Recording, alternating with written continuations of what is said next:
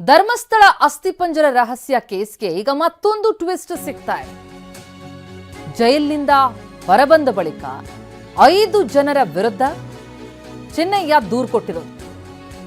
ತನಗೆ ಜೀವ ಬೆದರಿಕೆ ಇದೆ ಅಂತ ಮಾಸ್ಕ್ ಮ್ಯಾನ್ ಚಿನ್ನಯ್ಯ ದೂರು ಕೊಟ್ಟಿದ್ದಾರೆ. ಅವರು ದೂರು ಕೊಟ್ಟಿರೋದು ಯಾರ ವಿರುದ್ಧ ಅಂತ ನೋಡ್ತಾ ಹೋದ್ರೆ ಮಹೇಶ್ ಶೆಟ್ಟಿ ತಿಮಾರೋಡಿ, ಗಿರೀಶ್ ಮಟ್ಟಣ್ಣನವರ್, ವಿಠಲ್ ಗೌಡ, ಜಯಂತ್, ಸಮೀರ್ ಎಂಡಿ ವಿರುದ್ಧ ಚಿನ್ನಯ್ಯ ದೂರು ಕೊಟ್ಟಿದ್ದಾರೆ. ತನಗೆ ತನ್ನ ಪತ್ನಿಗೆ ರಕ್ಷಣೆ ಕೊಡಬೇಕು ಅಂತ ಹೇಳಿ ದೂರಲ್ಲಿ ನಮೂದಿಸಿರೋದು. ಅರ್ಜಿ ಹಾಕೊಂಡಿದ್ದಾರೆ. ಬೆಳ್ತಂಗಡಿ ಪೊಲೀಸ್ ಠಾಣೆಯಲ್ಲಿ ದೂರರ್ಜಿ ದಾಖಲು. ಯಾವ ಚಿನ್ನಯ್ಯ ಅಸ್ಥಿಪಂಜರಗಳು ಸಿಗ್ತಾ ಇವೆ, ಅಲ್ಲಿ ಶವಗಳನ್ನ ಹೂತಿಟ್ಟಿದ್ದೆ ಅಂತ ಹೇಳಿ ಬಹಳ ದೊಡ್ಡ ಸಂಚಲನ ಮೂಡಿಸಿದ್ರು. ಎಷ್ಟು ದಿನಗಳ ಕಾಲ ಜೈಲ್ವಾಸ ಅನುಭವಿಸಿ ಈಗ ಬೇಲ್ ಮೇಲೆ ಹೊರಗೆ ಬಂದಿದ್ದಾರೆ. ಹೊರ ಬರ್ತಾ ಇದ್ದಂತೆ ನನಗೆ ನನ್ನ ಪತ್ನಿಗೆ ರಕ್ಷಣೆ ಕೊಡಿ, ನನಗೆ ಜೀವ ಬೆದರಿಕೆ ಇದೆ ಅಂತ ಹೇಳಿ ದೂರು ಕೊಟ್ಟಿದ್ದಾರೆ. ಅದು ಕೂಡ ಮಹೇಶ್ ಶೆಟ್ಟಿ ತಿಮಾರೋಡಿ, ಗಿರೀಶ್ ಮಟ್ಟಣ್ಣವರ್, ವಿಠಲ್ ಗೌಡ, ಜಯಂತ್ ಮತ್ತು ಸಮೀರ್ ಎಂಡಿ ವಿರುದ್ಧ ಚಿನ್ನಯ್ಯ ದೂರು ಕೊಟ್ಟಿರೋದು. ಮೊದಲಿಗೆ ಧರ್ಮಸ್ಥಳದ ಈ ಅಸ್ಥಿಪಂಜರ ಕೇಸ್ಗೆ ಸಂಬಂಧಪಟ್ಟಂತೆ ಇದೇ 5 ವ್ಯಕ್ತಿಗಳು ಮಾತನಾಡ್ತಾ ಇದ್ರು, ಚಿನ್ನಯ್ಯನ ಪರವಾಗಿ ನಿಂತಿದ್ರು. ಆದರೆ ಯಾವಾಗ ಕೇಸ್ ಡೆವಲಪ್ ಆಗ್ತಾ ಹೋಯಿತೋ ಎಲ್ಲ ಸಂಪೂರ್ಣವಾದಂತಹ ಸಿನಾರಿಯೋನೇ ಬದಲಾಯಿತು. ಈಗ ತನಗೆ ಜೀವ ಬೆದರಿಕೆ ಇದೆ ಅಂತ ಚಿನ್ನಯ್ಯನೇ ದೂರು ಕೊಟ್ಟಿದ್ದಾರೆ ಇವರ ವಿರುದ್ಧ. ಬೆಳ್ತಂಗಡಿ ಪೊಲೀಸ್ ಠಾಣೆಯಲ್ಲಿ ದೂರರ್ಜಿ ದಾಖಲಾಗಿರೋದು. ಪೃಥ್ವಿ ಈ ಬಗ್ಗೆ ಇನ್ನಷ್ಟು ಡೀಟೇಲ್ಸ್ ಕೊಡ್ತಾ ಹೋಗ್ತಾರೆ. ನಮ್ಮ ರಿಪೋರ್ಟರ್ ದೂರವಾಣಿ ಸಂಪರ್ಕದಲ್ಲಿದ್ದಾರೆ. ಪೃಥ್ವಿ, ಇದೇನಿದು ಚಿನ್ನಯ್ಯ ಈಗ 5 ವಿರುದ್ಧ ಏನು ದೂರು ಕೊಟ್ಟಿದ್ದಾರೆ? ಯಾರ ಟೀಮ್ನ ಭಾಗವಾಗಿ ಈ ಎಲ್ಲ ಪ್ರಕರಣವನ್ನ ಹೊರತಂದಿದ್ರು, ಈಗ ಅವರ ವಿರುದ್ಧನೇ ದೂರಲ್ಲೇನಿದೆ?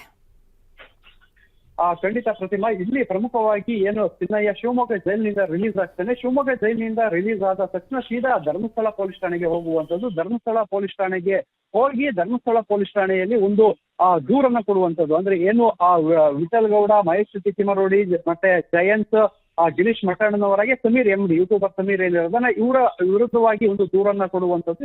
ಇವ್ರ ಮೇಲೆ ಜೀವ ಬೆದರಿಕೆ, ಅಂದ್ರೆ ನನ್ನ ಮೇಲೆ ಜೀವ ಬೆದರಿಕೆ ಇದೆ, ಸೊ ಅದರಿಂದಾಗಿ ಒಂದು ದೂರನ್ನ ಕೊಡ್ತಾ ಇದೀನಿ ಅಂತ ಹೇಳಿ ಕೊಟ್ಟಿರುವಂತದ್ದು. ಆದ್ರೆ ಧರ್ಮಸ್ಥಳ ಪೊಲೀಸರಿಗೆ ಇನ್ನೊಂದು, ಅಂದ್ರೆ ದೂರಿನ ಜೊತೆಗೆ ಆತ ಏನು ತನಗೆ ರಕ್ಷಣೆ ಕೂಡ ಬೇಕು ಅಂತ ಹೇಳಿ ಕೇಳುವಂತದ್ದು. ಸೊ ದೂರು ಹಾಗೂ ರಕ್ಷಣೆ ಎರಡನ್ನೂ ಕೋರಿ ಒಂದು ದೂರ ಅರ್ಜಿಯನ್ನ ಕೊಟ್ಟಿರ್ತಾನೆ. ಸೊ ಇದನ್ನ ಧರ್ಮಸ್ಥಳ ಪೊಲೀಸರು, ಅಂದ್ರೆ ಈ ಒಂದು ತನಿಖೆ, ಅಂದ್ರೆ ಏನು ಧರ್ಮಸ್ಥಳ ಪೊಲೀಸ್ ಠಾಣೆಯಲ್ಲಿ ದಾಖಲಾಗಿದ್ದ ಪ್ರಕರಣ ಬೆಳ್ತಂಗಡಿ SIT ವರ್ಗಾವಣೆ ಆಗಿತ್ತು. ಸೊ ಆ ಹಿನ್ನೆಲೆಯಲ್ಲಿ ಈ ಒಂದು ದೂರ ಅರ್ಜಿಯನ್ನ ಮನವಿಯಾಗಿ ಬೆಳ್ತಂಗಡಿ ಪೊಲೀಸ್ ಠಾಣೆಗೆ ಕೊಡಬೇಕು ಅಂತ ಹೇಳಿ ಆತನಿಗೆ ಸೂಚನೆಯನ್ನ ಕೊಡ್ತಾರೆ. ಅದರ ಸಂಬಂಧಪಟ್ಟಂತೆ ಆತ ಬೆಳ್ತಂಗಡಿ ಪೊಲೀಸ್ ಠಾಣೆಗೆ ಹೋಗಿ ಈ ಒಂದು ದೂರ ಅರ್ಜಿ ಮನವಿಯನ್ನ ಕೊಡುವಂಥದ್ದು. ಅದರ ಸಂಬಂಧಪಟ್ಟಂಗೆ ಈಗ ಒಂದು ಅದನ್ನ ಸ್ವೀಕರಿಸಿ ಆ ಒಂದು ಪ್ರಕರಣಕ್ಕೆ ಸಂಬಂಧಪಟ್ಟಂಗೆ ದೂರನ್ನ ದಾಖಲಿಸಲಾಗಿದೆ. ಸೊ ಮುಂದಿನ ಕ್ರಮವನ್ನ ಕೈಗೊಳ್ತೀವಿ ಅಂತ ಈಗ ಬೆಳ್ತಂಗಡಿ ಪೊಲೀಸರು ಹೇಳಿರುವಂತದ್ದು. ಅಂದ್ರೆ ಪ್ರಮುಖವಾಗಿ ಇಲ್ಲಿ ಆ ಒಂದು ದೂರಿನ ಅರ್ಜಿ ಏನಿದೆ, ಆ ದೂರಿನ ಅರ್ಜಿಯಲ್ಲಿ ತನಗೆ ರಕ್ಷಣೆ ಬೇಕು, ಅಂದ್ರೆ ತನಗೆ ಮತ್ತೆ ತನ್ನ ಪತ್ನಿ ಮಲ್ಲಿಕಾ ಏನಿದೆ ನಮ್ಮಿಬ್ಬರಿಗೂ ಕೂಡ ರಕ್ಷಣೆ ಬೇಕು ಅಂತ ಹೇಳಿ